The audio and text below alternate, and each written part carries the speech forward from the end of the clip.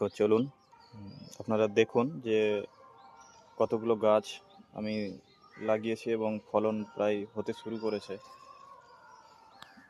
অনেকটা আমার খাওয়াও হয়ে গেছে। তো দেখুন আপনারা।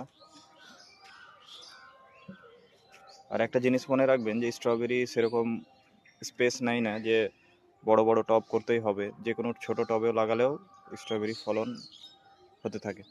যত বড় স্পেস গাছটা তত ফলন বেশি হবে। দেখুন এই গাছটা তার উদাহরণ, দেখুন কত বড়, এটা তো ফুল এসছে।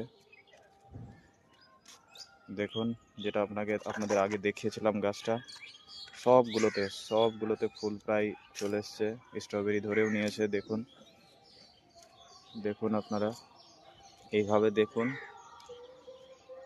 সবগুলো গাছে প্রায় খুব ভালো ফলন এসছে। একটু যত্ন নিলে আপনারাও নিজের ছাদ বাগানে আপনারা স্ট্রবেরি ফলাতে পারবেন। দেখুন দেখুন এই যে দেখুন, আমরা দই মিষ্টি খাওয়ার পরে সাধারণত হাঁড়িগুলো ফেলে দিই, সেই হাঁড়িগুলোকে আমি ইউজ করেছি এখানে।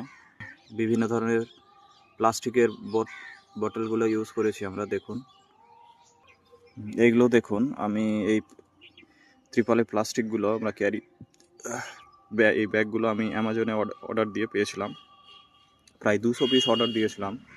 তো দেখুন প্রায় ওই সব গাছগুলোতেও প্রায় স্ট্রবেরি ফুল এসে গেছে। তো আপনারা দেখুন কতগুলো স্ট্রবেরির গাছ, আপনারা জাস্ট শুধু দেখুন, সবগুলো ফলন খুব সুন্দর। দেখুন দেখুন পুরো স্ট্রবেরিতে ভর্তি আমার ছাদ। দেখুন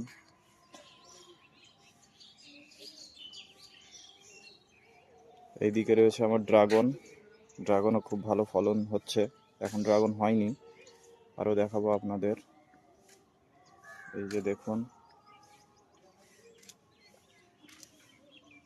দেখুন